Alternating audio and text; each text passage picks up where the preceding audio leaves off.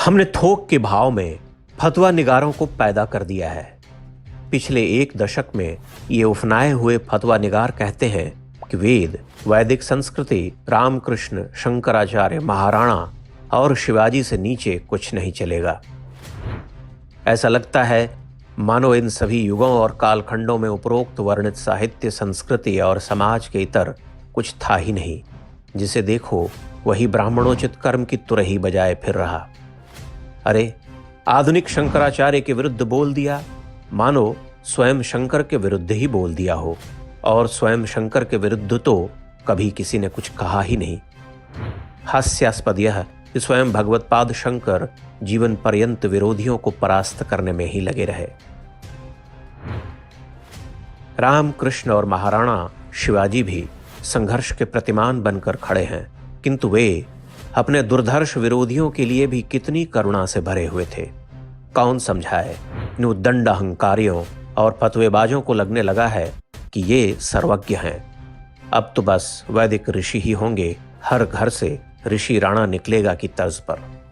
कभी विवेकानंद को गाली, कभी इसकी भर्त्सना, कभी उसकी निंदा, कभी किसी और का मूर्ति भंजन।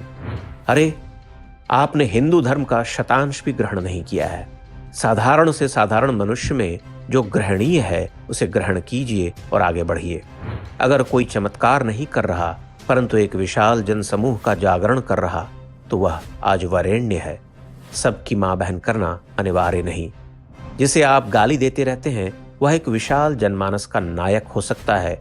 कोई जरूरी नहीं कि वह महान ही हो, किंतु कुछ तो अच्छा होगा उसमें। अगर वह निकृष्ट नीच ही होगा तो कब तक अपना रक्षण कर पाएगा। अब आप हवन करें और उस अग्नि से परमाणु विस्फोट कराएं, और हो सके तो उस परमाणु अस्त्र के सूत्र सरकार सेना को भी बताएं ताकि वह सस्ते में बम बना सके। हद है। जो हमारा श्रेष्ठ था, जो आज तक हमारे लिए अज्ञात रह गया, उसे जबरन डिकोड करने जाएंगे और संसार को दिखाएंगे कि यही परमाणु बम है तो लोग हंसेंगे। गति को समझिए, समय को पचाना सीखिए। न तो राम पुनः आएंगे, न कृष्ण, न ब्रह्मास्त्र ही चलेंगे। वे हो गए, चल गए। अपने समय के महापुरुषों को पहचानना और देखना सीखिए कि कौन आपके लिए सर्वाधिक हितकारी हैं। शंकराचार्य भी लौट कर नहीं आएंगे। आज के कथित शंकराचार्यों को यथेष्ट सम्मान देते हुए आगे बढ़िए। वे कुछ नवीन, विराट और स्थापना मूलक नहीं देने वाले। उनकी भूमिका केवल इतनी ही है कि वे अच्छा आचरण सिखा सकते हैं। दुखद यह कि वे काल के अनुरूप आचरण नहीं कर रहे। यह न तो वैदिक युग है, न ही प्राचीन भारत। भले ही वे सिद्ध करने के लिए बैठे हैं कि हम तो साक्षात शंकर के ही अवतार हैं।